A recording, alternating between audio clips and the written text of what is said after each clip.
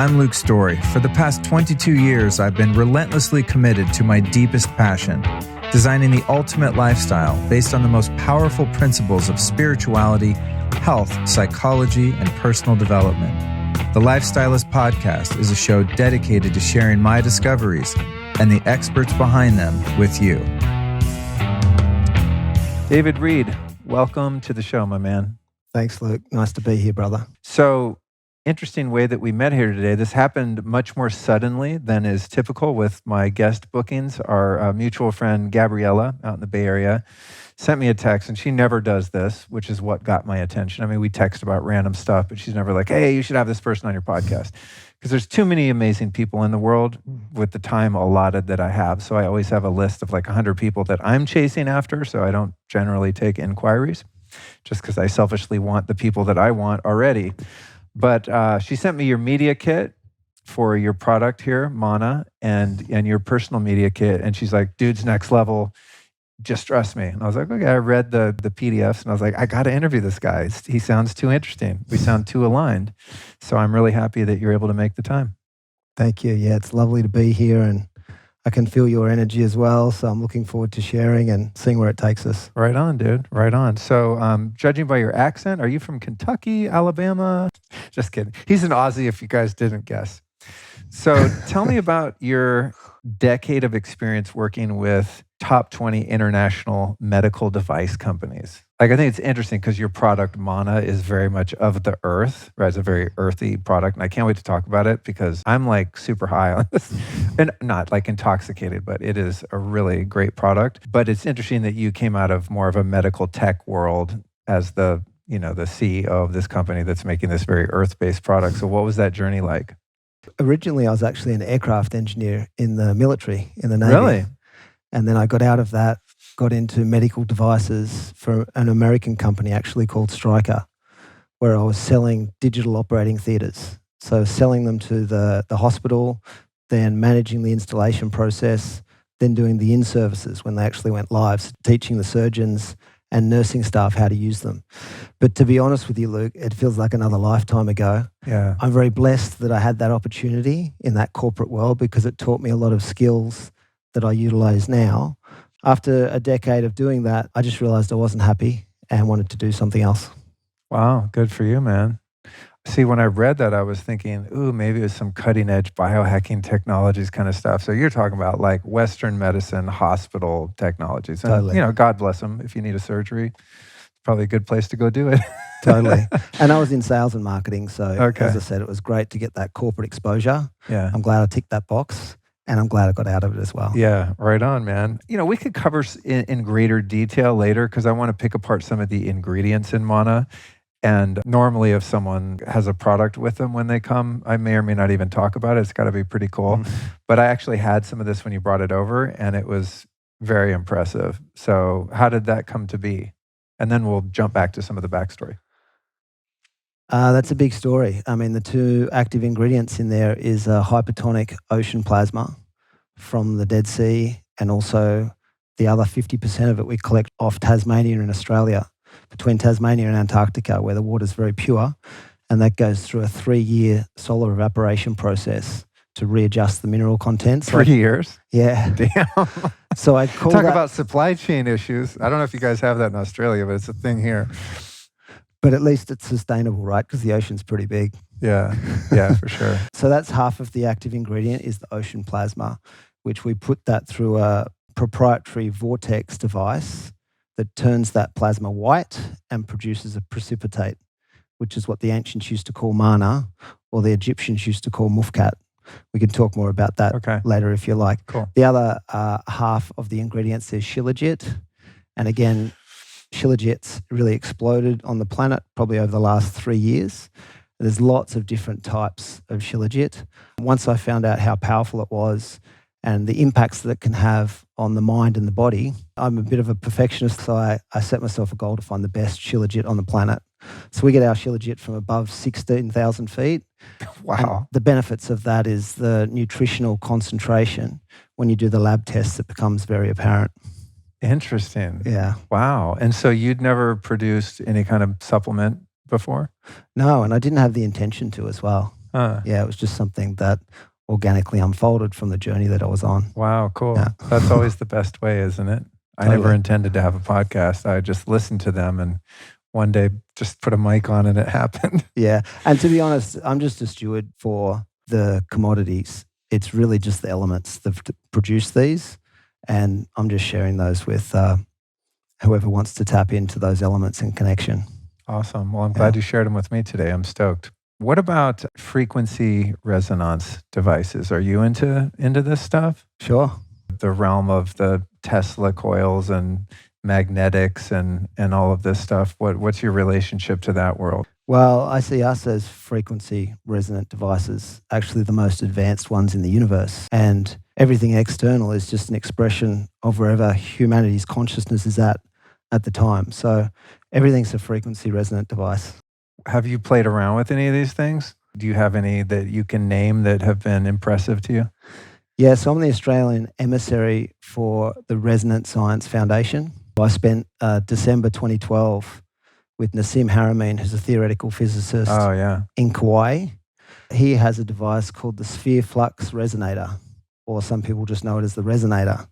And so I actually slept in the room next to that device for a month. Really? December 2012. Absolutely. While it was running? No, it was turned off. He only ever turned it on once. I don't know if I can say what happened here. Oh, man, come on. But it's been 20 years of understanding frequency technology before he feels comfortable turning that on again. And he's actually built a second generation resonator now. Wow. Yes, but the one that was turned off still was very active. I'll just say that's that. so interesting. I love this kind of stuff. In fact, he's been someone I've been in talks with for, I don't know, probably 3 years to interview. And he's not the kind of guy you interview on Zoom, you know what I mean? And I think he's still in California. There was talk of him moving somewhere.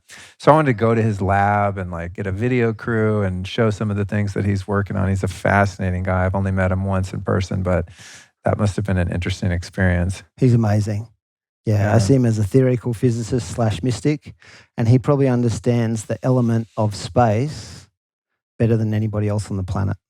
Wow. So that was fascinating. And then I've got another business that's called magneticenergyfuture.com. So that's got 15 different magnetic devices. Really? That are all based around free energy, generation of heat, generation of light. There's also a replicator on that website and actually how to build it. And the 15th device that's on there is a spaceship. So there's some pretty cool stuff. What's a replicator? It can replicate whatever you like. Like the frequency signature of something? Correct.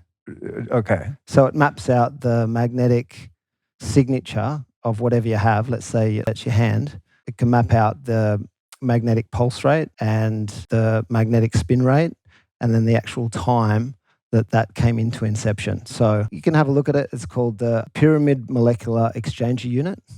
Wow. And it literally creates a field where the atoms and molecules get put into a neutral state.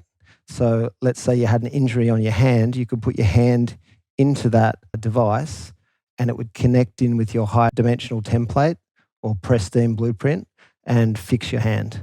So I want to say at the moment these 15 devices that are on the site are all theoretical. Okay. So they're not commercially available yet? No. Because I'm already thinking about, all right, I got to fix this, I got to fix this. No. And I'm not the inventor of those. Okay. I was on a magnetic board with 6 inventors 8 years ago. And now, again, I'm stewarding those products as well. But the inventor is here with us and they will be built as we enter the golden age, and that'll be the future of technology. We'll move away from electricity and move towards magnetic energy. Oh my God, please, I'm ready. You just saw me throw the power cable away from my iPad here because I don't want to be on the electric field. Who's the idiot that just decided, let's put 60 hertz running through all the walls of every building and just electrocute everyone on a slow fry for their entire life? I don't know what you guys use over there, but it's probably just as dumb. So I love hearing about technologies like this because it's like the energies and the potential that we need to sustain our life is all here already, right? It's just a matter of like how you choose to channel those energies and which frequencies you use and such, like with the free energy device. Those in control of the levers of revenue for energy have manipulated the masses into thinking that they're the only source of that energy, right? Like fossil fuels, electricity, however we generate electricity, power. Whereas I get the sense that humans have figured out how to do that before and it got destroyed and then they pretended like it never happened, that we were all cavemen before this, right? And we can Totally. get into some of that. Okay, and you guys, we'll link to all of this. The show notes today will be lukestory.com/read, R-E-I-D, lukestory.com/read, because I'm sure we're going to throw out a lot of stuff and I want you guys to be able to find it. So with these technologies that you're helping to steward in, is there any sort of a timeline on any of this stuff? Well, the timeline moves. So the cycle that we've been in, I don't have any resistance to it. It's been beautiful. It's got us to this far. It's given us this amazing human experience that we've had. And now we're going through a major transition where everything's changing, whether it's our medicine, whether it's our science, whether it's our food. Actually, our human being is transforming into a brand new kind of being. So the human being itself is transcending into something else. So that's a big part of what the Manna is about as well, is actually activating the light body. So having a greater capacity of light within us so that we can go through that genetic liberation, through cellular illumination and activate the light body. And once that happens, because the inner consciousness has changed, then the outer expression changes as well, which is a really exciting message to share because we get to experience more of the truth of who we are, which is less separation and fear and more connection and love. I really like your optimistic attitude. It's inspiring to me because there's a certain part of some people, at least for me, that it's like you want to have an awareness of what's going on in the world, right? Yes. Just if you're a seeker of truth, you just crave understanding. But because we live in this duality, part of what you discover is that there's some really nefarious shit going on that's been going on for a really hard time. So I'm asking myself, where's the balance of, sure, being aware of the dark side, for lack of a better term, and just kind of letting it be there and go, that's fine, but we're building this new thing, right? And just focusing all of your energy into what you want to see rather than what you don't want, right? And that's something that I grapple with a bit because there's a sort of rebellious spirit within me that's like, no, fuck those guys, we got to tear it down, but it can't be torn down. It seems to me that the way forward is more what you describe of the elevation of consciousness is going to manifest the change we want to see. And that it seems as though the smartest way to do that is for each individual to do it for themselves until you hit sort of a critical mass tipping point where there's enough awakened beings on the planet where things, as they manifest outwardly, actually become different. Yeah. Would you subscribe to that? Totally. And I think one of the tricks to staying out of the fear and the separation is to understand the truth of who we are. So once we understand and experience and know that we're infinite and eternal beings, like we are the now moment itself, and that's never born or it never ends, once that's our experience of life, then there's a much deeper peace and there's a much deeper connection to everything else because you realize everything is actually emanating out of that space, emanating out of that field and returning to that field. So it's a much kinder way to interact because what's looking out of my eyes is also looking out of your eyes. It's the same thing. So what's the point in harming you or somebody else? And as we move into a more light section of the universe, everyone will get to experience that in their own way. And by just focusing on the light and allowing that to cultivate in yourself is the greatest thing that you can actually do for that field, because the field is what's manifesting everything that we see in reality. Amen, brother. Yeah. Thanks for the reminder. It's easy to get caught up sometimes in what's wrong with the world, right? Of course. And to forget that. It's like innately I know that this is a temporary expression of consciousness called Luke Story in this body in this lifetime. And so I have much less attachment to preventing death. But the attachment that I find a bit more difficult is like the attachment to the wife that I love and the things that seem that I'm going to lose them when I transition out of this body. It's not so much about like, oh, I have to stay alive. It's like, no, but I want to keep the stuff that I have here while I'm alive. Yes. How do you reconcile within yourself that level of attachment?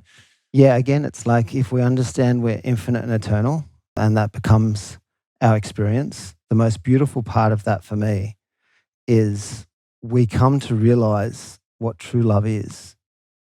And what true love is the fact that we get to exist, the fact that existence can take place. And that's probably the biggest thing I got from diving into theoretical physics and advanced mathematics and cosmology and studying these ancient civilizations as well, is that once we understand what it takes for us to be in this vehicle and all of the biochemical reactions that are taking place, there's like, trillions and trillions of them every second happening in harmony and resonance so that we can sit here now and have a conversation.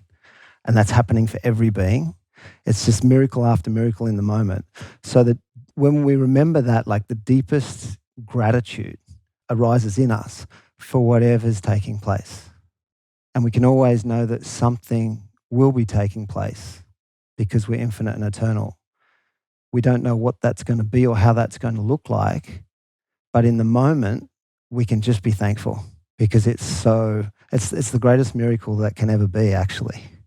Yeah, all of the infinite number of processes that have to be expressed in any given moment to just make something as simple as a conversation happen.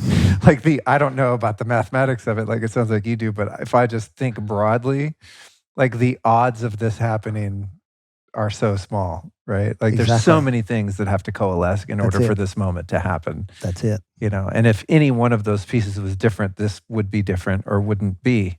Yeah. And to answer your question, to extend on that, like it doesn't mean that makes it any easier if you have attachments and it changes or, death and passing and things like that. It's obviously still very sad and we'll never see those people or that being or that energy in that form ever again. But again, that just makes it so much more special when we do have those moments to be in that deep gratitude and surrender and trust. That's a great reminder. When you speak about these things, it reminds me of experiences that I've had with plant medicines and psychedelics, where those have been the times where I don't theoretically understand the concepts that you're sharing. There's an inner knowing because they're experiential. And then some time goes by and those experiences are integrated and I have perhaps a little bit more of a tangible relationship with that experience and that knowing. But then the Maya of the material world kind of comes back and I think, I don't know, was that real? Did you arrive at this perspective? And I know that it's more than an intellectual construct because I'm looking in your eyes and I see that you're talking from somewhere, not about somewhere. There's a big distinction there, I think. How much of this perception and worldview has come to you through studying physics and mathematics and ancient civilizations? Or have you come to it through meditation or breath work or any other modalities of that nature? I believe that we all have a divine destiny. And then there's catalysts or breadcrumbs along the way that we can either choose now or down the track. For me, a huge part of it was exposure to Nassim Haramein in November 2011. I feel like I went through an initiation process with him down in Mexico near Chichen Itza and in the cenotes near Tulum. And then the following year, I sun-gazed every day for a year, weather dependent. Where I live in Australia, there's about 300 sunny days a year, so it's very generous for the elements. Yeah. And that probably had the biggest impact on me. So I was developing a relationship with the elements, with the space from Nassim, with light and the sun from the sun. And then the next element was water. I became very intimate with water and structured water, charged water, vortexes, which I'd learnt from Nassim as well, was like there's a fundamental pattern of creation that replicates on all scales through all things. And a beautiful way to actually experience that was with water because you can see vortexes. So I started building a whole bunch of different Did you really? water devices. Yeah, a couple of them are 6 foot tall. Really? Yeah, which was awesome because you can turn them on, you can see the vortex start, you can watch it running, you can feel the field. It's a great way to deepen your relationship with water because two main things that water loves is Water loves to spin, or it loves to dance, and it loves to be charged. So it loves to be near electromagnetic fields, so rare earth magnets or rotating magnetic fields. Hey, I got something for you. Right now I have a piece of tourmaline and a piece of shungite in my water, in my spring water that you guys are drinking down there. Shout out to Alive Waters. Is that a good idea or not? Totally. Oh, okay. Yeah, Because I totally. just did it intuitively, and then sometimes I see it in there. I'm like, I don't even know if this is good. It just sounded like a good idea. Well, water's alive, Yeah, 100%. as you know. So Yeah, yeah. it loves being near high frequency substances, so it can charge. So like rose is the highest frequency scent, loves being near rose. Excuse me. That's why the wife loves the rose spray. There's like a bunch of bottles of it up there. That's like her favorite thing. And she drinks it too. And you got the fresh roses on the table. Yeah, well, there you go. Yeah. And then gold is the highest frequency metal. So it loves to be around gold. And then any of the precious gems, like the crystals and the shungite. Wow. Loves that. So if you think of gold as a living being, which it is, then take care of it. Treat it that way. Wow. Yeah. Interesting. Have you ever explored the work of Veda Austin? Are you familiar? Oh. Yeah. I've stayed with Veda. She's a friend of mine. Yes. Oh my God, dude. I'll text you a podcast I did with her, probably in my top 10 of 7 years of doing this. I mean, I had an incredible experience talking to her about just the nature of consciousness of water, which I've been kind of aware of, but not to that level. The stuff that she's up to. It's just like, you can't even believe it. It's unbelievable. She used to have a water company called Lemurian Springs. It was from a spring in New Zealand where the alkalinity was just naturally, I think it was 9.5 alkaline. And I went over there, as I said, and stayed with her. And yeah, she's doing some incredible work with imprinting water by putting it near different things. It sounds like you know all about it. So have you ever played amazing. with any of that stuff? I haven't, no. The freezing the water. I've been on Amazon probably 3 times to buy the Petri dishes to do her technique. And then I get distracted and I don't do it. Or, they don't look like the right kind. Note to self, Luke, get the goddamn Petri dishes. Because the stuff she's doing it's unreal. I mean, just for those, we'll put it in the show notes again at lukestory.com/read. We'll link to that episode. But one of the many experiments she did that blew my mind is she took the water, put it in the Petri dish, and then went over to the stereo and played Stairway to Heaven by Led Zeppelin, puts the water in the freezer for 4 minutes, takes it out, and there's a freaking stairway in the water. I mean, what? She's documented hundreds of them now. Yeah. Yeah. A lot of people know Emoto's work. Sure. And she's really taken over from Dr. Emoto's work. That's how I see that, and taken it to a whole nother level. Oh, way beyond. Because she's doing the hydroglyphs too, where she's actually developing an alphabet and a language of the water speaking to us. I haven't seen that. Yeah, she calls it hydroglyphs. So she's identifying that water will use the same symbol for the same word over and over and over again. And so she's building a language, the language of water, essentially. Nice. Yeah. So you get like, she'll do it, 200 times, the word love, and the water will make the same symbol each time. Wow. And so they have their own, it has its own language. It's crazy, dude. When I was at the Dead Sea, I slept at the bank of the Dead Sea for 88 nights. Why 88? It just happened that way. Oh, okay. Yeah. Wasn't like some formulaic. No, I didn't plan it. Ancient mystery school number or something. Yeah, didn't plan it at all. Okay. Actually, the reason I left that 88th night was because you get a 90-day visa, so I had to leave. There you go. What I was going to say about that was I was doing a lot of fasting and a lot of bathing in the Dead Sea itself, and then the hot springs and the black mud.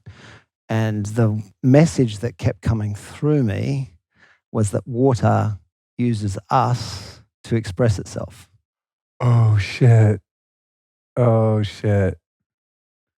Right, because we're molecularly speaking, 99% water? Correct. What? So water being a closer expression to God as an element, just the 4 elements. Everything is made from the 4 elements: light, water, and minerals. Every single thing is made from those. So water is actually like the stage or the platform that light can project out from so that we can see it. And then the minerals make up all the different frequencies or songs or expressions. So if you think about it, water's in everything. There's nowhere in the universe where we can't find water. So water is using everything to express itself. Wow. Yeah, so we think we're so significant, and we are, because we're our own universes, but it's just a nice little twist on how important water is and how beautiful water is. That's deep. That's deep. It's humbling too. Yes. Right? I mean, I think we get so myopic as a species. Our self-importance sometimes is just out of control. It's a nice way to surrender and trust. There's hot springs in Israel where you were in the Dead Sea? Absolutely. Oh my God. Yeah, I was at En-Gedi, and then there's Qumran, which is just up the road. Not many people know about the hot springs. But I've never heard of it. I was like, what? I got to go there. Yeah, the locals know about it. I'm friends with the people that run the kibbutz at En-Gedi, and it would get to about 7 p.m. at night, and we'd go down in an old four-wheel drive because they're quite close to the sea. Actually, some of them just run straight into the sea. Oh, wow. And the beautiful thing is they're all different temperatures. So you can find one that's very close to our body's temperature, let's say 38 degrees. Like a float tank. Like a float tank. Whoa. Lie there, look at the clear sky, because they have 360 sunny days a year. Oh, man. And here's the kicker, is the water is actually, and most people don't know this about the Dead Sea, they just think it's really strong in sodium chloride, but it's actually only 8% sodium chloride. And then it's magnesium, potassium, sulfur, calcium. So all the other macro minerals and macronutrients that our bodies are starving from because they're not in the food and the soils anymore. So you're literally lying there in a float tank. Oh my God. That's from the earth that has the perfect ratio of everything that's in our body. And this is what I believe the Essenes were actually talking about when they were talking about doing daily baptisms and being in altered states back when they were preparing for Joshua to come through. Did you ever get into Greg Braden? Totally, yeah. Yeah, I remember 20 years ago reading his book. I think it was called The Dead Sea Scrolls, or it was about the Dead Sea Scrolls, and he was talking about the Essenes and stuff. I haven't heard that word in a long time. So you're 88 nights sleeping out there next to the Dead Sea. And that's really interesting about the water too, because I too just assumed because of its buoyancy that it was just super salty water. But that's interesting that it actually has the complete set of minerals. That's really trippy. Yeah. Oh my God, you know what that reminds me of? Years ago in LA, there was an Israeli family that opened up essentially a salt spa, or I think is what they called it. And so they had like a salt room, like a halotherapy or whatever they call it. But then he built these basically like indoor jacuzzi looking things that were the minerals from the Dead Sea. He like shipped over the Dead Sea minerals, and That's that awesome. was his float tanks. They weren't tanks, but just a float pool. And he was telling me the whole story about like why these were special. And I don't think I got it at the time. I was like, whatever, it's a bunch of salt, so it makes you buoyant. But I think he was tapped into that because he was just a regular guy. He wasn't like a health spa guy or anything. And he had, I think, arthritis, like crippling arthritis, and went to the Dead Sea and soaked for a period of time and was totally healed. Yes. And went like, what? And he brought that water basically to LA and opened a spot on La Brea. Do you know Unfortunately. Do you know if you bought it in liquid form or as a powder? I'm assuming a powder, but I'm not certain. But it was quite nice. It's just that I remember being in the room.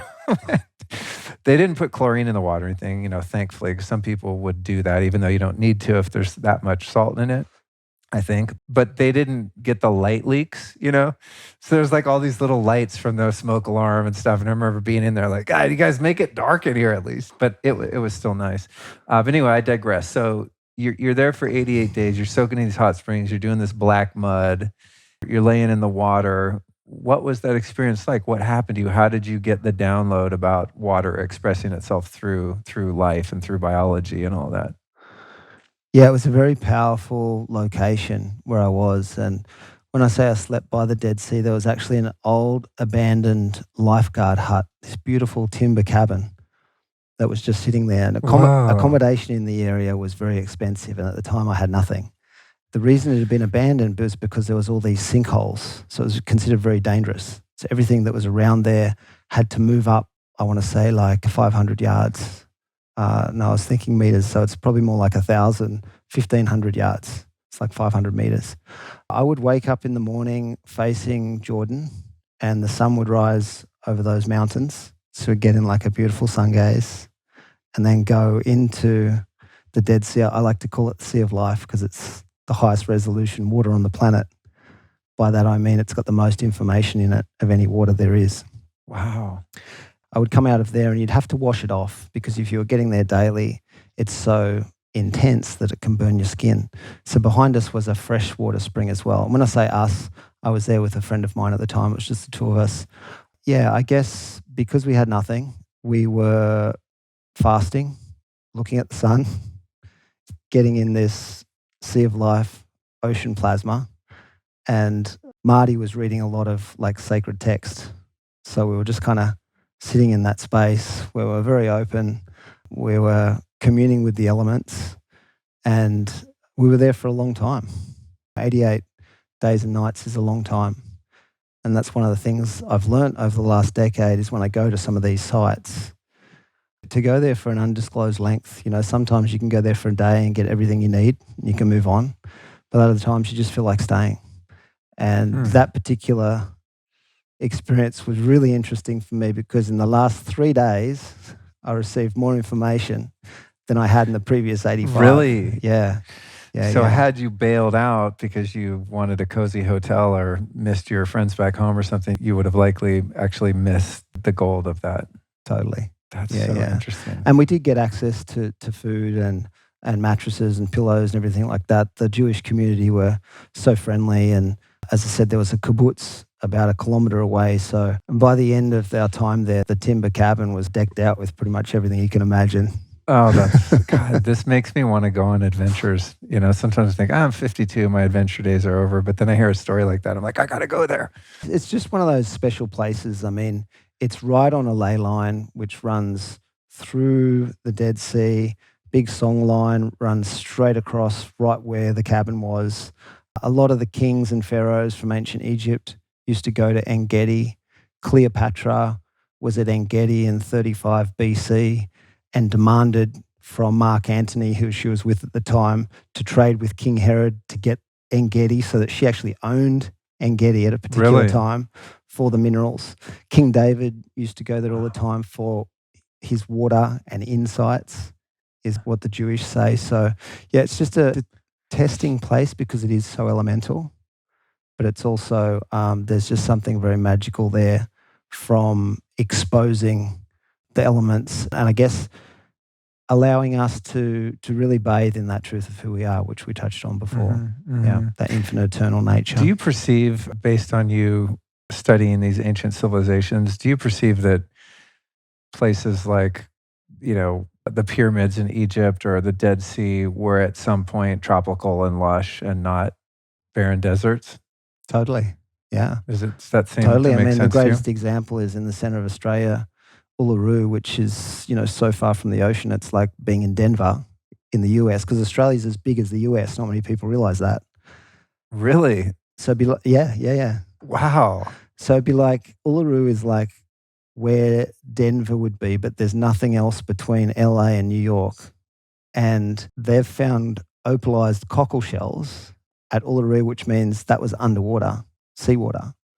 So it'd be like Denver being underwater. So we've had many cycles on this planet. I mean, another example actually is from Byron Bay in Australia, all the way out to Uluru, used to be a forest.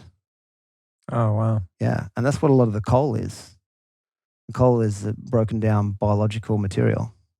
So at some point, yeah, in some cycle. So interesting. You know, again, like going back to the timelessness of infinite eternity, right?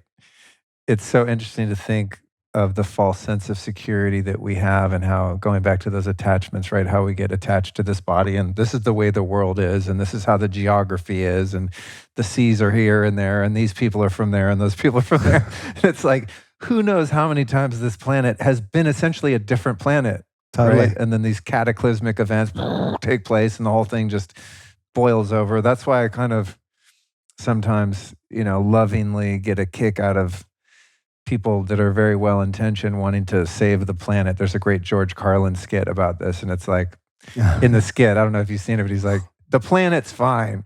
You people now might be fucked, but the planet's not going anywhere, right? Because the planet will just recycle itself, and there'll be lava and volcanoes, and great floods and asteroids and whatever, and it just like morphs into something different over billions of years, you know? Totally. It's really interesting to Water think will about use that. something else to express itself. Right, right. Don't let me forget to go back to sun gazing because that's one of my favorite practices too. It sounds like you've taken it to another level that I would like to learn about. With water, have you geeked out on this concept of primary water? What? Meaning water that is actually produced by the inner earth that's outside of the hydrological cycle that we're taught in school? Yes. Tell us what you know about that. I find this concept fascinating, and also just a part of me I just know that it's true. If you go to Colorado and go 10,000 feet up the top of a mountain, that's not water that's gone through that cycle. It's like levitational water that I really believe is coming from, it's made by the earth. And then if you think about the official narrative of how the oceans came to be, it's like, oh, water floated from outer space and landed on the surface of the planet and just somehow magically stuck here. That's just never sounded logical to me. So it seems like I'm going into your water as expressing itself through matter, right? Mm-hmm. It seems like the earth itself is just a massive water generator. Beautiful. What what have you learned about that, or what's your take on that? I've never actually thought of the earth as being a water generator, but yeah, it is. I agree with Because you. it's okay. So let's just say the theory of primary water is right, and whatever 10,000 feet beneath the surface, there's some mechanism of energy that puts different molecules together and creates water, right? And then eventually it comes up and springs forth through a spring. And then that goes down into brooks, streams, creeks, Mhm. rivers, into the ocean, then precipitates and goes up into clouds and becomes snow and rain and then drips down the mountain, right? And that's the classical hydrological cycle. But where did it all come from in the first place, right? And why does more of it keep coming? Like we were talking about Shasta. If you go to the headwaters of the Sacramento River in Lake Shasta, it's a massive geyser of water that's been going that way, producing that water out of somewhere for all of recorded history. Mm. Right? There's no time when we know that that was not happening. And someone who's very logical and linear would say, oh, that's just all the snow runoff from that big mountain that seeped down into the aquifer and it's just coming back out. And I'm like, Mm. then why does it have the same volume of water coming out, whether it's snow melt time or not, right? It's not like there's less water at the end of the summer toward fall when like it would have all drained out. You know what I mean? I think about things in a very Flintstonian, simplistic way, granted. So for any, deep intellectuals listening, just bear with me. But I'm just talking like gut, common sense, just like let's forget all we've been taught and just be innocent children and be teachable and curious. But that's what seems to be happening to me if I just, take everything I know out of it and just my gut says the planet is a giant water generator. I agree with you. Yeah. Yeah, does that make sense? Totally. And the bottom of the Dead Sea, what I was showing is it's connected to inner Earth. So that's another example of. Oh, wow. Yeah.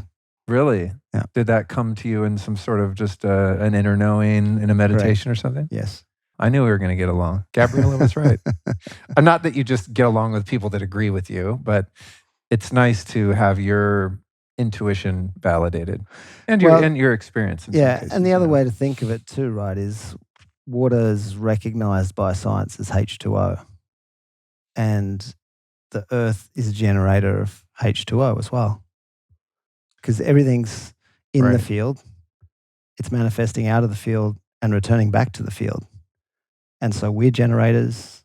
The Earth is a generator. The sun is a generator. The galaxy's a generator. Atoms are little generators. They're little energy centers. So it makes sense that the Earth would generate water from within. Dig it. All right, so sun gazing. This is something I heard about, I don't know, maybe 20 years ago, and it just made sense to me. And then I interviewed people like Dr. Jack Kruse and different people that kind of explained the circadian biology side of it, and how so much of your hormones and neurotransmitters are regulated by your exposure to different spectrum of light. So the red light present at dusk and dawn, and kind of the scientific validation of it is interesting also.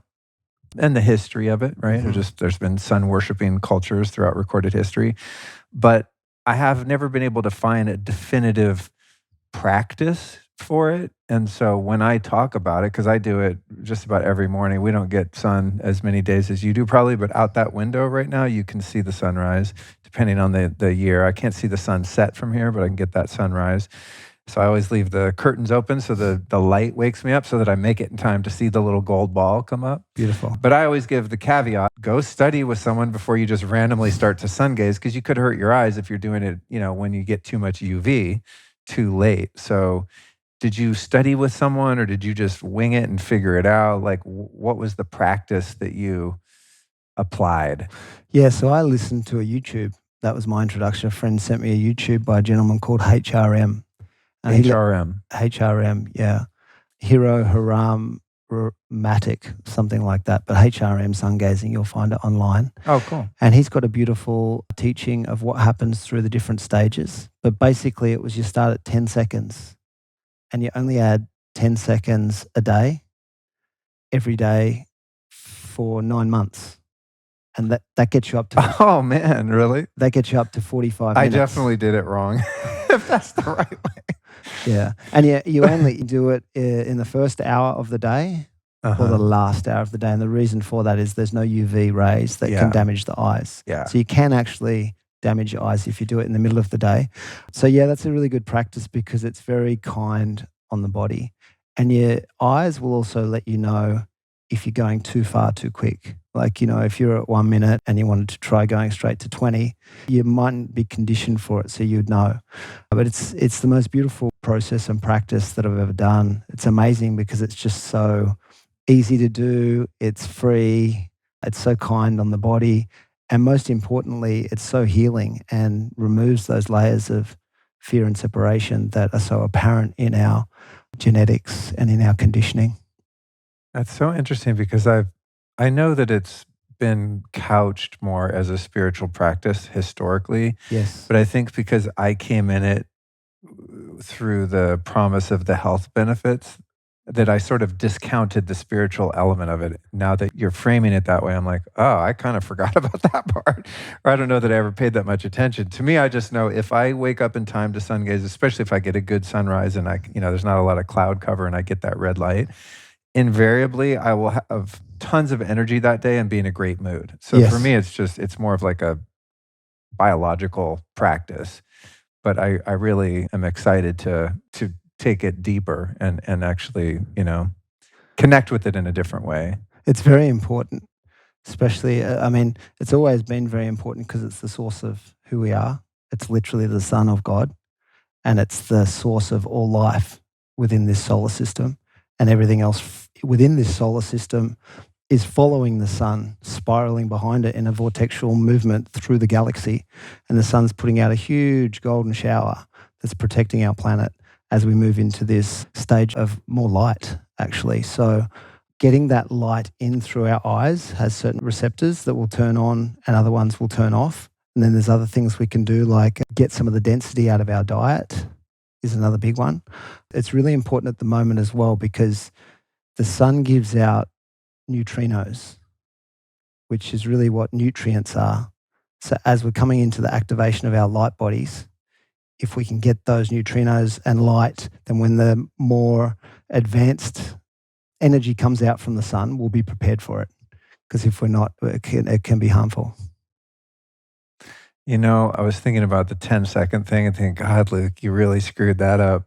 I've only ever sun gazed probably in the first 20 minutes when the sun comes up. Perfect. But I have used that that feels a little bright. Then all I do is just lower or raise my gaze a few degrees so that the light's still in my eyes, but I'm not actually looking directly at it. So if I have a clean horizon, say in the desert where there's no obstruction from a mountain or something, then I'll look directly at it for the first, a couple minutes maybe. And then as it starts to get a little more intense, I'll just lower my gaze and just keep lowering my gaze, but I actually stay there still exposed to the light. Perfect. Just not looking at it. I'm not blind yet, but it is something that, as I said, I do want to just caveat for people, because if you just say, oh yeah, sun gazing is great for you, then someone could go out at noon and start staring at the sun and get themselves in trouble. Yes. But like you said, the first hour, no UV. So if you kind of get the guy on YouTube, and we'll put that in the show notes, that's really good information. And the spiritual part of it too. Wow, that's really, I don't know how I missed that. So thank you for bringing that in. Welcome. I can tell, even though you're the CEO of a company, if I didn't mention it, you probably never would, because you're not a salesy kind of guy, which is great. But also when someone makes something really cool, I want to share it. And so when I got your PDF deck of this company, Manna, from Gabrielle, shout out to Gabrielle. Thanks for the intro there to you and this stuff. Originally, I thought it was this other like green powder, which was really nice. Someone sent it to me. I think it was called Manna. This a few years back, and it was a really high quality, spirulina and all the things. It was nice, but not terribly unique.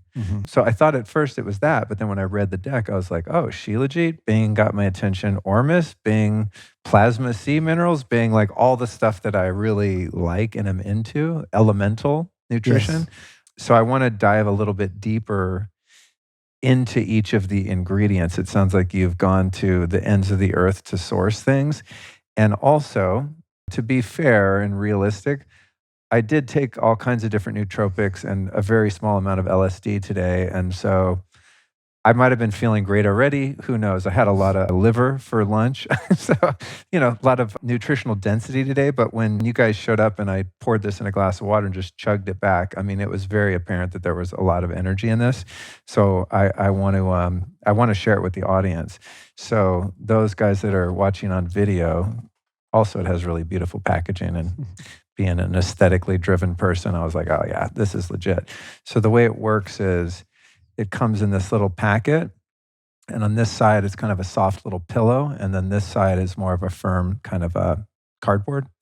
And so all you do is you just basically take this and you just twist it in half and squeeze it, and it just drips out into your water or whatever drink, and you stir it up. So super easy to take. And as someone who's been using Shilajit for many years, that stuff's not easy to work with. And it's also difficult to source because it can be prone to heavy metals and yeast and mold and all kinds of funky stuff, as I'm sure you've known from your research. So let's learn a little bit more about this. Sure. So why Manna excites me so much is I look at nutrition now as like, what's the first principles of nutrition? What's the closest thing to that field? And to me, that's the atom. So what product is going to have all of those different atomic structures in it? What we've done with the Manna is we've got the most concentrated ocean plasma we can get, which was from the Dead Sea. And then we've got the most concentrated plant-based supplement that we can get, which is Shilajit from above 16,000 feet. So one's black. When we're finished with the Dead Sea ocean plasma, it turns white because we put it through a vortex device with a rotating magnetic field. So it forms a precipitate. And then we put those two together. And when we test them in laboratory, kind of where one's not so high, the other one makes up for it. So we kind of see it as like the black and white keys on a piano. Right. It's like, if you're playing a song with 20 keys on a piano, you're only going to get so much of a song. But if you have the whole keyboard, then you can play all of those different notes. 88 keys on the piano, 88 days sleeping next to the Dead Sea. and 88 different minerals in the product. That's right. In the Shilajit, 108 in the ocean plasma. So, wow. So yeah, the reason I'm so passionate about having that first principles of nutrition in the product is that's no longer in our food and our soils anymore. So the US Department of Agriculture has found that over the last 100 years, 80% of the minerals that were in the soil are now taken out from commercial farming. So it doesn't matter what food we eat, it doesn't matter what we take. If we don't actually the kale smoothie ain't going to do it. If we don't have those building blocks, then we're going to be deficient somewhere.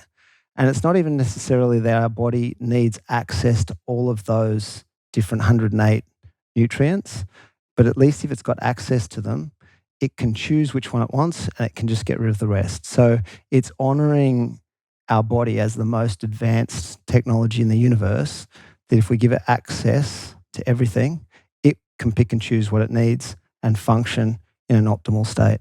And then what about the Ormus element? I saw on the ingredient deck on that PDF, Ormus, and this is something I heard about many years ago, and I've always, I don't know if suspicious is the right word, but it's kind of like with quantum energy, right? Like I work with a lot of quantum energy stuff, and I believe in the things that I'm using and promoting and guys I have on the show and stuff, but there's also a mass market of like quantum energy stuff that is total bullshit.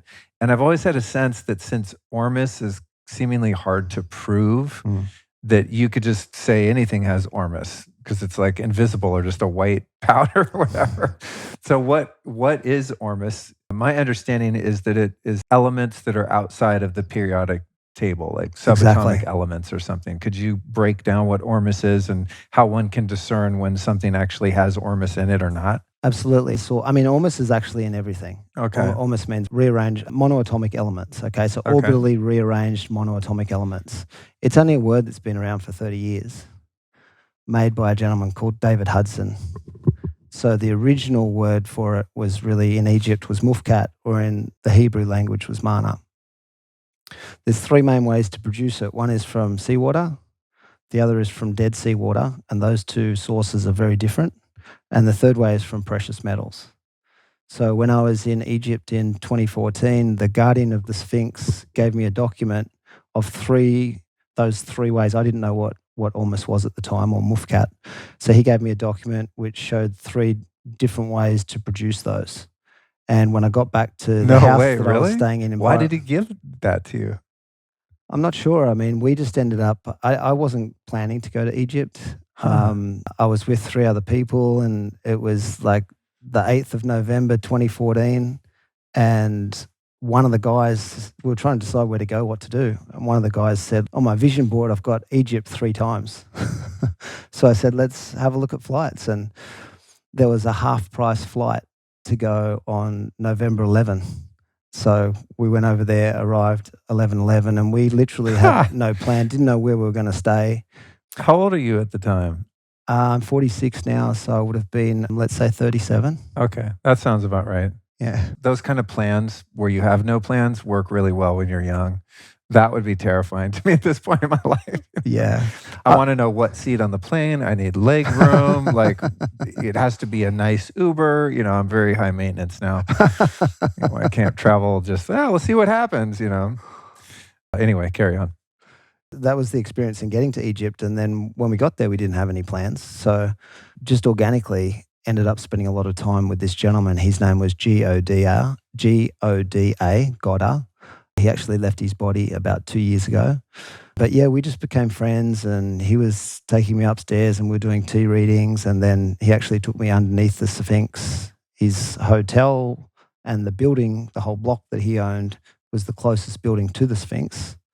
And that guardianship had been in his family for thousands of years. Wow. I don't know the answer to why he gave it to me, but... And so essentially this was the formula of the 3 ways to extract what we now call Ormus. Correct. From these raw elements. Exactly. Wow. Talk about fate, right?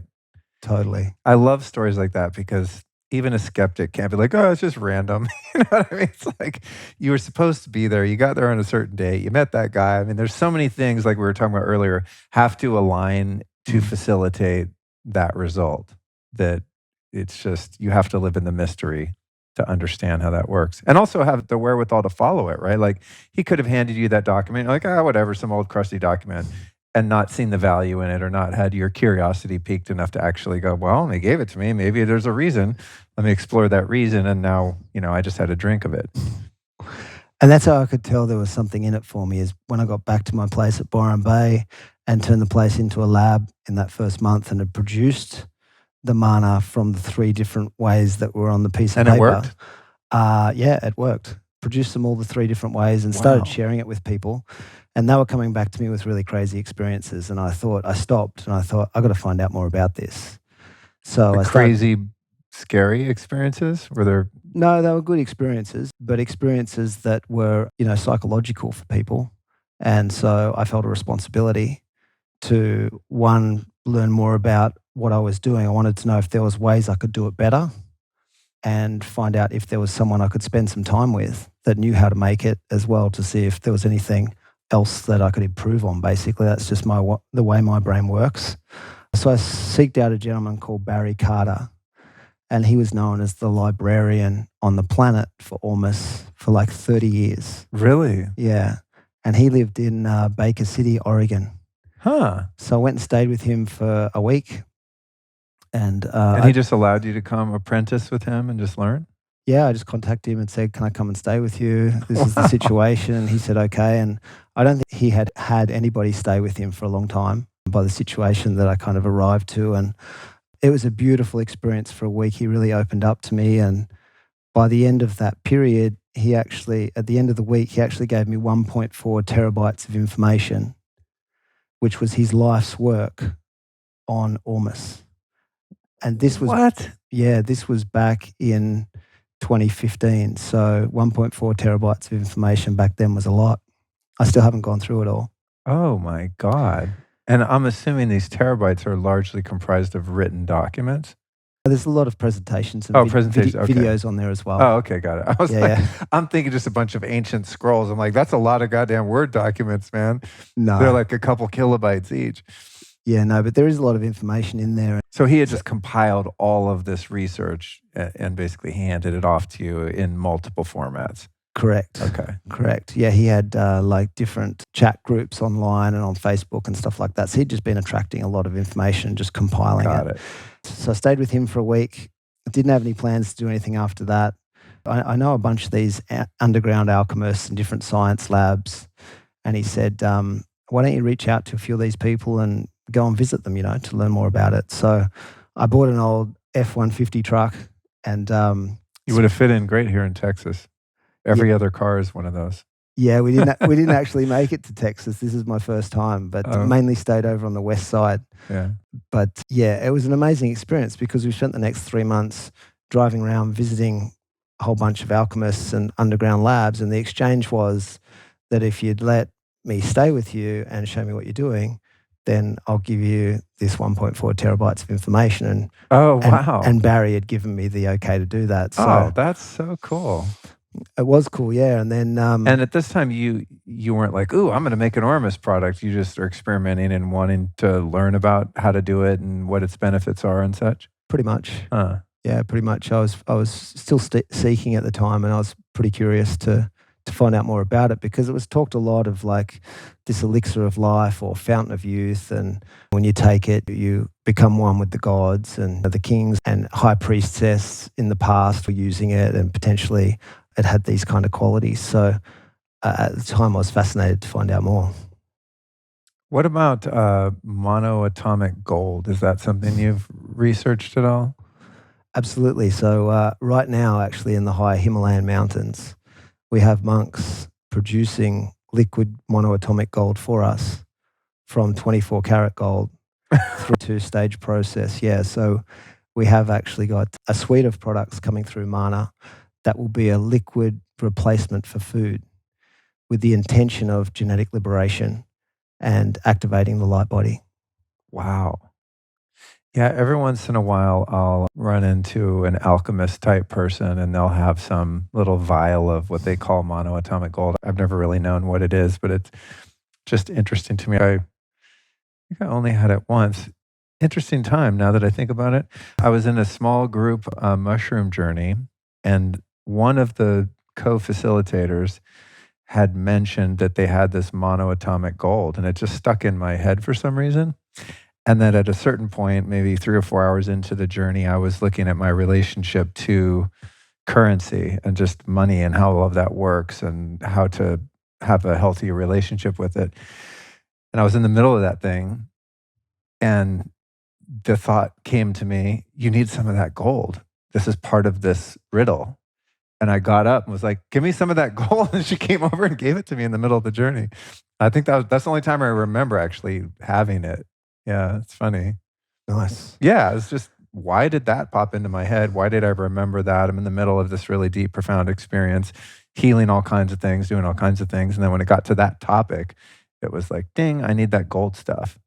And I don't know what it did or how it contributed. But, again, I don't live in a world where there are accidents. So, perhaps it did have some sort of resonance in that moment.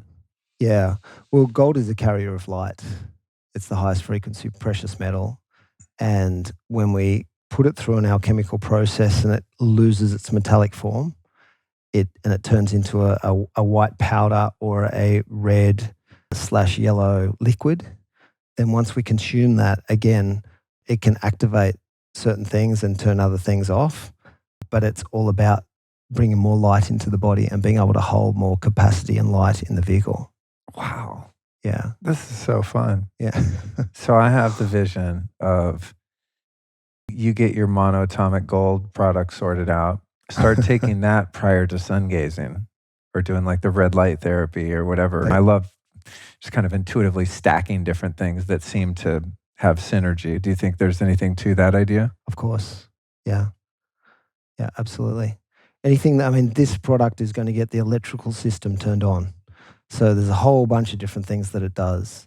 But really, it's getting all of those fluids. You mentioned before that we're 99% water, or 99.9% water by molecular count. But none of that water inside us is fresh water. It's all salt water. So we're literally saltwater beings. So once we get that electrical system turned on, the main three fluids are the blood plasma, the interstitium, and the intercellular fluid. And they can also communicate correctly together once they have all of those electrolytes. They can communicate with the other cells inside the vessel. They can also communicate with your higher dimensional template. They can also hold more light. Right? So once we introduce the gold into that, that amplifies this product from the testing we're doing at the moment 100-fold. Oh my God. Yeah. Dude, have you thought of integrating methylene blue into any of this? Do you know about methylene blue? Oh, I just got told about it yesterday, actually. Okay. I don't know enough about it. Yeah, it's a synthetic. I believe it's the first pharmaceutical drug. I think they used it in, I don't know, the Civil War or something. Goes back a ways, but it works topically as an antiseptic, but it has a really interesting effect on the mitochondria. Okay. Because it allows the mitochondria to produce more ATP.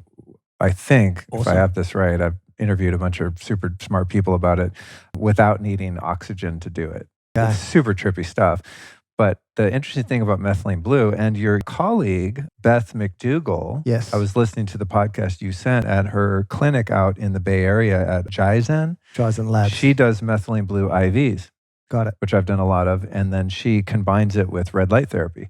Awesome. Because methylene blue has this reflective relationship with light, specifically 660 nanometer red light.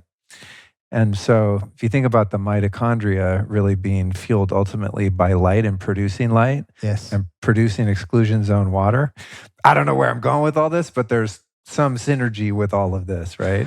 Yeah, and I think where you're going with it is it comes back again, our body is actually the most advanced technology in the universe. And what I mean by that is it's actually capable of anything. So our current medicine and science, as an example, says we can't produce vitamins. We have to get them from food, but we can produce vitamins. Once our body goes through this process of genetic liberation, we can actually live off photosynthesis. So our enzymes can start photosynthesizing light and producing all of those other things that we currently need from food. Imagine all the problems that would be solved if humankind did not have this rapacious relationship with the energy needed to consume to fuel the body. Yes. I think about because I find eating, I mean, I'm grateful that I have enough food to eat. There are many people that don't, so I'll add that caveat. But Yes. I find food just so annoying. Like, honestly, just everyone, when are we going to eat? Where are we going to eat? We need groceries. We got to order food. Then we got to eat the food, cook the food, it's like everything revolves around food. It annoys the shit out of me. Now, occasionally I like a nice meal and there's a certain pleasure in, Totally. enjoying food. But I think that I'm meant for the future that you talk about, where you just go out and sunbathe with some Ormus in your bloodstream and you're good to go. But I mean, the entire world economy and all this consumption of energy and all this destruction of the planet, or at least a lot of it, is based around the need to eat food, and subjugating all of these animals. And I eat animals. I need to eat animals at this point in my body's evolution. But much of the way that we produce animal foods, as I'm sure you know, is just satanic and horrific. Add that in there and just what we do to the land to grow vegetables. Even people that are eating a vegan plant-based diet probably don't realize how much the land is raped to produce those calories that they're consuming too. Yeah, I mean, firstly, it's unsustainable. And secondly, it's a big part of what's holding us in separation and fear. So it's holding us in that conditioning. That cycle's ending now. We're moving into a new one. I like the confidence with which you state that. You said that a number of times. I mean, are you sure this is going to happen? Absolutely. Yeah? Yeah. Do you think There's no alternative. Do you think it will be within our lifetime where we crack the code on this photosynthesis and things like you're describing? I do, yes. Yep. And it's even something like AGI or singularity, so AI, automated intelligence, I call it, is going to go exponential in the next 5-10 years. And that computing power will actually become fascinated in solving the human being, because the computational quality that's happening inside of us is unsolvable. So something that has such incredible computational power will become obsessed in trying to solve that. And along that journey of trying to solve an unsolvable riddle, it will solve a lot of things. So longevity will go through the roof, disease, illness, a lot of those things that have plagued us to this point, we'll get answers to all of that. That will help us transcend into a new human species as well. How do we circumvent the powers that be that live in a state of scarcity that currently proliferate systems of disease with the way that we produce our food and quote unquote medicine, the medical system, the financial system, all these systems that are in place, which are essentially just different forms of slavery. And Yes. there are entities that have wrestled kind of control of our civilization. I mean, not to get like negative or conspiratorial, but Yes. that's what's happening and what's been happening for a very long time. How do we circumvent the powers that be who don't want things like free energy and a body that heals itself and doesn't need food and all of these things that you describe? There Yeah. seems to be forces working against this with the suppression of things like free energy. I mean, there's been people that figure out how to run a car on water and then they mysteriously end up with a suicide wound to the back, you know? Yeah. Yeah, totally. I think again, it's, you know, when we understand that polarity exists, there's always going to be light and dark, and there's always going to be resistance to change. But if we can just focus on our passion and what inspires us and understand that that feeds the field, the more of us that do that, it has more impact on that field, so that that field is actually manifesting through every being. It gives them the opportunity to start feeling more connected and more love. Because every human being that I've ever met wants to love and wants to be loved. It's just a matter of how long it takes before we get through that process. For me, it's really just focusing on the light and doing the best that we can as individuals and sharing that good news. When can we expect this monatomic gold next level product or the other products that you have coming after the Manna? Yeah, so as I said, the gold is being produced for us in the Himalayas at the moment, and we'll do a production run with that. I want to say in 3 months' time, so it'll be Oh, wow. available in probably 6 months. So Oh, cool. it'd be nice to launch it maybe September 21, which is from Australia. That's the spring equinox. Oh, nice. So from an alchemy perspective, that's when nature has its most energy to express. It's just been dormant, it's been resting, it's rejuvenated, and it's got its full expression to give through the summer. So that's the date that we're looking at. How did you source such potent Shilajit, and what have you done to ensure that there's no contamination? Because I've heard wild stories about Shilajit, one of which I don't know is true, but it just goes through the thought sphere of people like me that are interested in these things. But I've heard one story, for example, that one of the ways that they essentially harvest Shilajit is by blowing up these mountains with dynamite because it's really high up. And you need to get it out from these rock crevices and stuff. And so you end up with like explosive debris essentially in the Shilajit and all kinds of weird stuff. How did you arrive at a level of purity and potency? What was that process like? Did you have to go to the Himalayas yourself or did you make contacts? I'm just curious the way that worked. Yeah, absolutely. So, I mean, I set myself a goal with Shilajit of finding the 20 best suppliers on the planet. So I'd been introduced to one who lives in Tibet, who has a very special Shilajit that's been passed down through generations. He only has a relatively small supply, so I had to find other suppliers. Exactly what you said, I actually went to the locations, lab Wow. tested a whole bunch of different ones. Did you find any of them to contain metals or Totally. mold or anything? You Yeah, did? totally. Wow.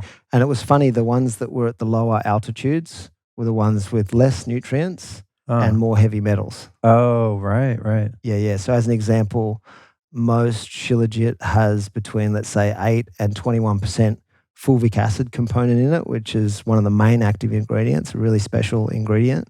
And Is that what gives it the nootropic effect? Well, not just nootropic, but Shilajit is like a potentiator of other things. Like if you put Yes. Shilajit in your coffee's way stronger. Yes. If you microdose some mushrooms with Shilajit, it's too strong, which I've It's an learned the hard way. amplifier. Yeah, is that true, or is it just Absolutely. in my head? Okay. Yeah. There's some good Is it the clinical fulvic studies on acid that. that's doing that, or what do you It's a big think? part of it. Yeah, Okay. it's a combination of other enzymes and different things that are in there as well. But the fulvic acid's a huge part of it, and the fulvic acid also looks out for electrolytes and trace minerals. That's why when you combine it with that hypertonic ocean plasma, it's so powerful because it's looking for those and then it transports them through the body. And the fulvic acid's also an incredible adaptogen. Right. So it helps with the absorption as well. So the fulvic acid that's in our Shilajit is 88%, which is the highest on the planet. So wow, that's one of the reasons that it has such an incredible impact. I picture it being, okay, you're up in Tibet or Nepal or wherever, right? And you're 16,000 feet up and it's just solid rock everywhere. And then I picture these little crevices in the rocks from millennia past where decomposed plant, maybe even animal matter has just degraded over time. And essentially the minerals that made those plants and animals have just been consolidated into this black tar. And it's kind of like stuck in between rocks and someone has to go get it out. Is that anything like what it's like in real life? It's different everywhere. So Shilajit comes through the Himalayas, Tibet, southern China, Mongolia, Russia, and Siberia. So there's huge mountain ranges. Everything of what I just said would be like going from LA to New York and back twice. Wow. So the sustainability of it's really high because that was something that I had to tap into as well. It's going to run out. No. Because it's in my top 10 substances like that I take It's not just going to about run every out. day. Okay, good. Yeah, but one of the challenges with it, if you're getting it from those high altitudes, is it's really hard work. Like I went over to Everest in 2019 and I got such a deep appreciation for the Sherpas getting the Shilajit because it's very high altitude. The tracks are terrible. It's extremely dangerous and it's heavy. To fill a sack full of Shilajit is really heavy. And the other thing is you can only really get it for, depending on where you are or how high you are, you can only really get it for 4 to 8 weeks of the year, depending on the season as well. It's covered the in rest of the snow? time it's covered under snow. I never even thought about that. Yeah, so there's a window. So this year, as an example, we'll employ 600 people to go out and get the Shilajit in July and August. Really? Yeah. Holy Local shit. tribe. This is so interesting. I love this stuff. So if it's in that large swath of land in that mountain range, it begs the question, why can't it be found in the Rocky Mountains of the US or any other epic mountain ranges? Isn't that strange that it just ended up there? I wonder why. Yeah, I think it's to do with what you said earlier. It's, this has been in the mountains. It's debatable whether it's thousands of years or millions of years. But I think it's dating back to a prehistoric time where at those altitudes, those kind of plants were producing or existing that are producing the Shilajit. And now at the lower altitudes where we are, that just didn't have that plant matter.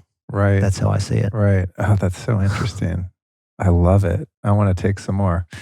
Is there anything else in Manna that I missed? No, that's it. I mean, so the Ormus is really part of the sea mineral solution. Correct. Okay. Correct. Yeah, the Ormus that's in this is from the Dead Sea and from water that we collect off Tasmania. So it's a 50-50 mix. Got it. That goes through a proprietary structuring device. But there isn't Ormus made from gold in this product yet. That's coming soon. And for those that are listening to this, I should have mentioned this earlier, but if you go to lukestory.com/Manna, MANNA, and use the code Luke20, you get 20% off this stuff. Not just saying this because you're here. I highly recommend you trying it out. I think like anyone that tries it is going to be like, oh shit. I mean, it's pretty impressive, dude. Thank you. I take a lot of supplements. I try a lot of stuff, and some of them are cool, and some of them are really impressive. This would be categorized in the really impressive category. Thank for you. Me. Yeah, and probably the other thing special. worth mentioning on it is within the formulation, we did actually spend quite a bit of time trying to improve the taste of the Shilajit. Yeah. And the ocean plasma as well, because it's so concentrated. So it's at 400,000 parts per million. What? If you go much further than that, the water solidifies. So in the bottom of our holding tank, we actually have crystals growing, like magnesium crystals, potassium crystals. Because Where are your operations where you manufacture? in Australia. Oh, okay. Yeah, Man, I'd for love the to see ocean that. plasma. That sounds so cool. Yeah. 4,000 ppm, is that what you said? 400,000. 400,000? Yeah. I mean, like a bottle of Mountain Valley spring water is like 320 ppm or something. Yeah. I mean, that's crazy. What's the ppm of just the Pacific Ocean or the ocean in Australia? Do you happen to know? Just for context. Yeah, it's 900. 400,000? That's a lot of minerals. That's crazy.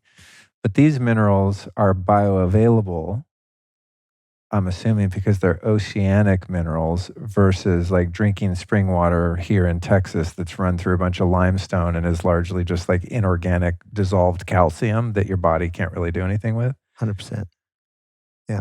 So we've got the bioavailability because we're made of salt water, but the soil that we're growing our food in has been depleted of the minerals that would have come out of the ocean when it was all covered by the ocean. Totally. But now the oceans have receded over time. All those minerals are concentrated into the ocean and not in the soil anymore because humans are idiots and used all the petrochemicals left over from World War II to start farming with. That's it.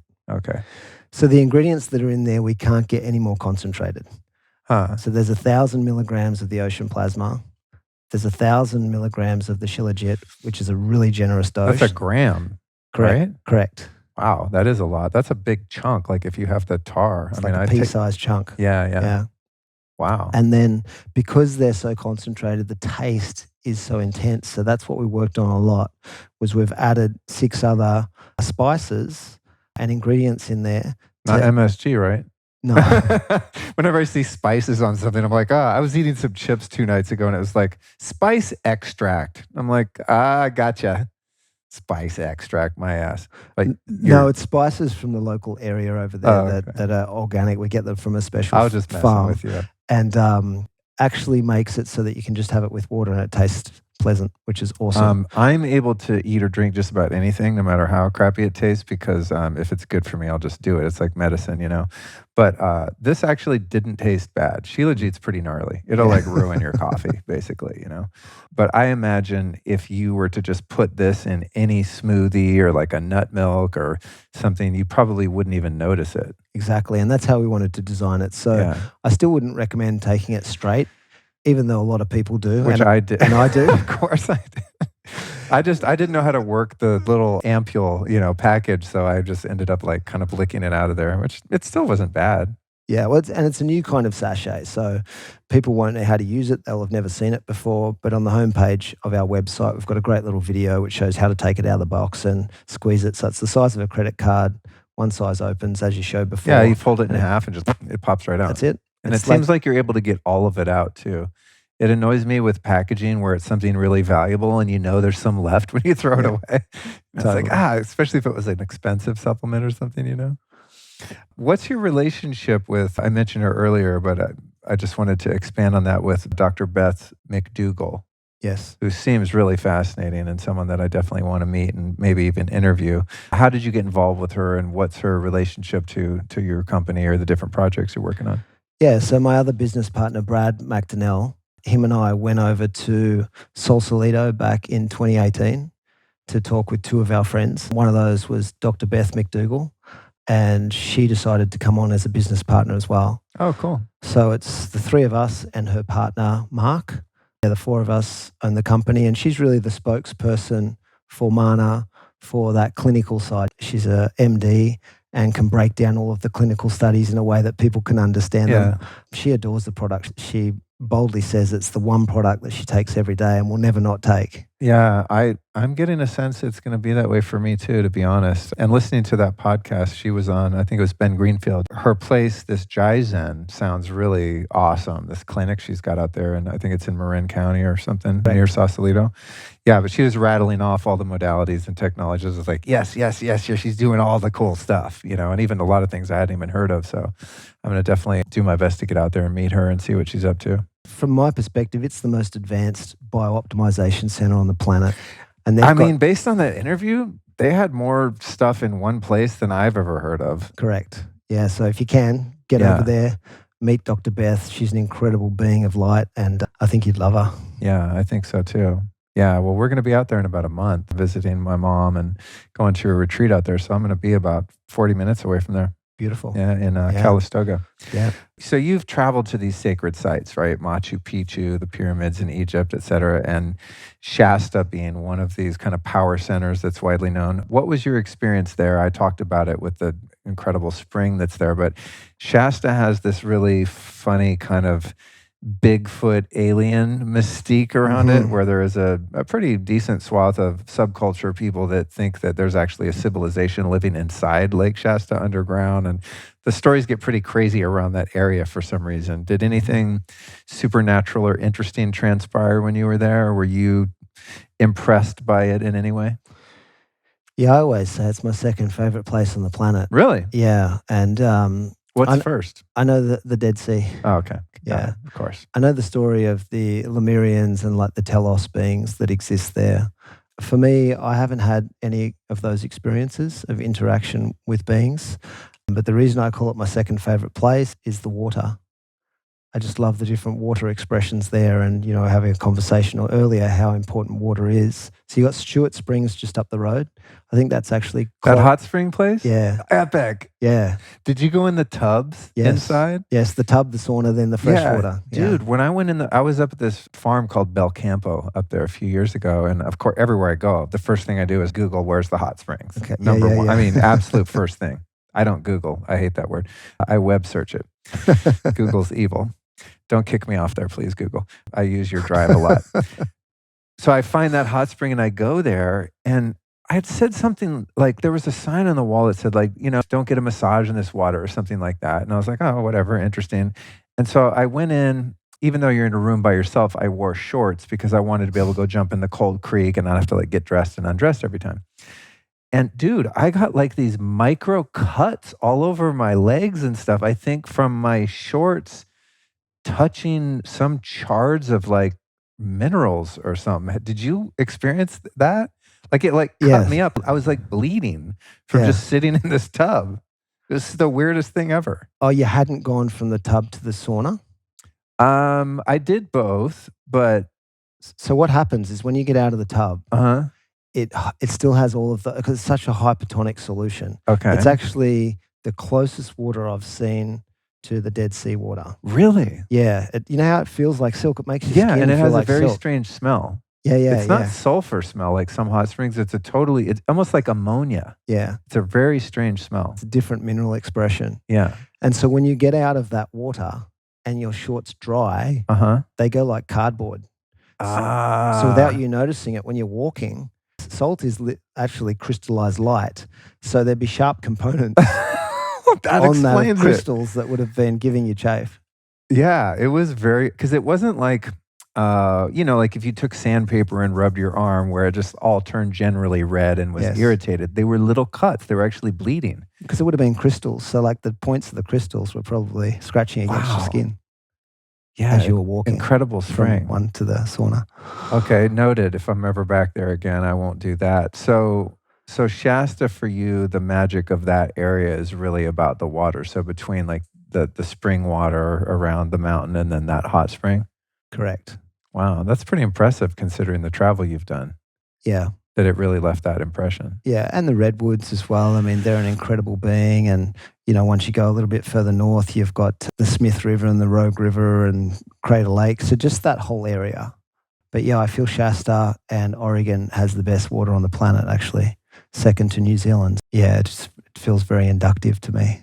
Yeah, I agree. Very nurturing. What about Machu Picchu? That's somewhere I've not been. Is on my kind of reserved bucket list. Not the first bucket list, but like it'd be nice, but it's not like I'm dying to get there. Did you have any interesting experiences there or anything that informed your worldview, career, projects, etc.? I did, yeah. So Machu Picchu has 3 main mountains you can climb. And the main mountain that everyone thinks is Machu Picchu is actually Winnapichu, the picturesque one. So Machu Picchu itself is much higher and only about 20 people a day climb it because wherever you are at 2 p.m., you have to come back down because they don't want to risk people running out of light. Yeah, I climbed Machu Picchu, made it to the top, and I remember doing a meditation at the top and woke up and there was a condor in front of me. And No way. yeah. And condors don't usually go to those altitudes. And it was interesting because Brad, who I told you about, my business partner, he'd given me a book to read called The Celestine Prophecy, like years before, and I hadn't read it. And I felt like I wanted to read it on my way to Peru. I was trying to find the book, couldn't find it anywhere, got to the airport, went to the bookshop. They said, no, we don't have it. They said, there's one other bookshop like miles away. So I walked over to that other bookshop to see if they had it. And it was sitting on the counter next to the register, the last one that they had. So I was actually reading the Celestine Prophecy on the plane on the way over, and it literally felt like that kind of journey as I was traveling through the Sacred Valley to get to Machu Picchu, then had the meditation. And it was quite early for me. It was 2013. So it was quite early in the journey, but it was still very beautiful. At the bottom in Machu Picchu village, there's hot springs again. Really? Yeah. All right, I'm on it. Yeah. The amazing thing with that is you'll do these huge hikes during the day. You come down, you get in the hot springs, and then in the morning you feel like you haven't even walked. They're so rejuvenating, right? So it's a great example again of the minerals, of how rejuvenating and revitalizing they are. And then you go into that beautiful deep sleep as well. To hike at those altitudes, did you chew on any coca leaf? While I was hiking, I think I did. Yeah. You fly into Lima, which is the capital of Peru. When I got to Cusco, which I think is about, I can't remember if it's 5,000 feet or 5,000 meters now, but I actually had altitude sickness there for a couple of days before I started the rest of the journey. So once I got to Machu Picchu, I was acclimatized. I was okay. So yeah.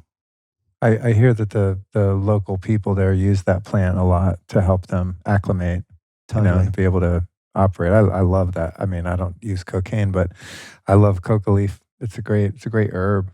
To me, it's like a tonic herb. I chew on it every day. Oh, awesome. I'm not addicted though, I swear. No, I'm just kidding. Awesome.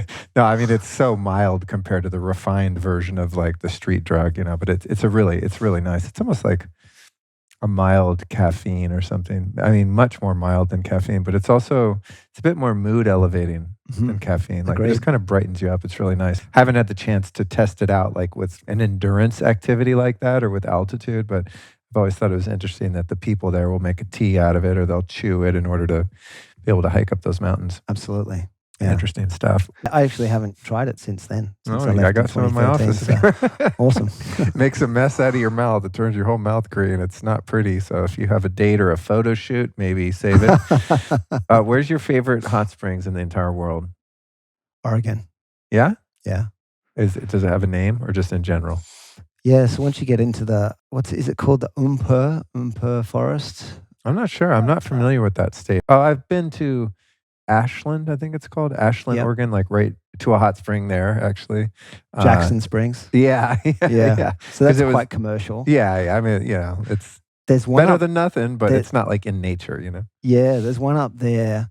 It's one of the most beautiful experiences I've ever had. There's literally half a dozen of these pools that cascade down the side of a mountain. The top one's the hottest and you can't get in it. Or I couldn't get in, it was too hot. The second one, I couldn't get in, it was too hot. But you could dip your foot in it. Yeah. And then the third one, you could get in, and then it just gets cooler as it goes down the mountain. And at the bottom was a free-flowing, like freshwater river. Ah, So you could go back and forth. the best. Yeah, the best. That's literally the best thing in life. I recreated it kind of here because I have sauna and the cold plunge, and sometimes a jacuzzi when it works. But that's literally my favorite thing ever. If you're ever in Southern California, hidden gem. Well, there's two actually. They're in the middle of LA in Koreatown. There's a place called Beverly Hot Springs. And it's like a Korean spa where you go get spa treatments and massages and things like that.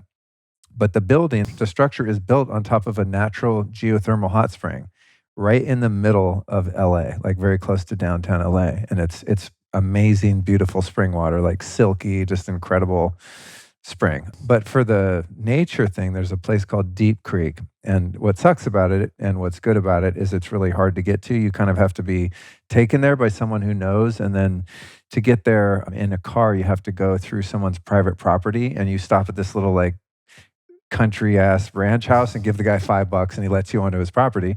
And then it's about a 30-minute hike down into the Deep Creek hot springs. But it's like you describe, there's these huge boulders, and then as the water sort of cascades down the boulders, there's these different pools. And then there's a freezing ass deep pool of a creek right there Yeah. too. And it's just the best. It's the best. Probably, I would say that's probably my favorite hot spring, just because there's so many options and it's so Yes. beautiful. And because it's kind of hard to get to, if you go on the right day, there's not a lot of people there. Beautiful. You know, you can't pull your car up to it or anything like that. But you know, I only went, I think, twice because I could never figure out how to get there. So I had to wait till someone that like knew the way. But it's kind of in between LA and Las Vegas in San Bernardino County. Okay.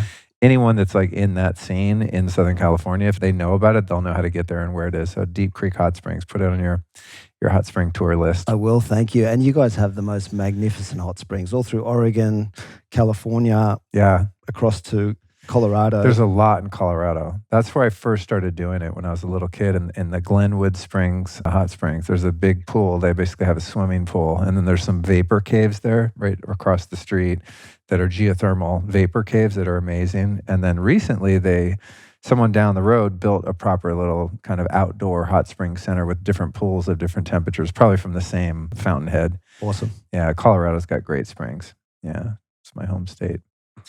Well, dude, I think we did it. I feel like I could just sit and shoot the shit with you forever. So I don't, in case the audience is like, okay, I think you guys covered it. I will, give them the grace of allowing them to go live their life. But I can't wait to hang out with you and your partner here more, man. You guys are just kindred spirits, man. We have so much in common. I love what you're doing in the world. You created something, as I said, that's really, really special here, which is awesome. Just when I think like, I've kind of tried everything. Everyone's invented everything cool, supplement-wise. You guys really did something quite special. So I'm really glad to connect with you and see what you come up with next with this gold stuff. And I'm in. I'm drinking the Kool-Aid. Thanks, brother. Yeah, I really appreciate you having us on the podcast and love everything you're doing. I can feel your heart as well. And looking forward to hanging out too, brother. Right on. We'll do it. Thank you.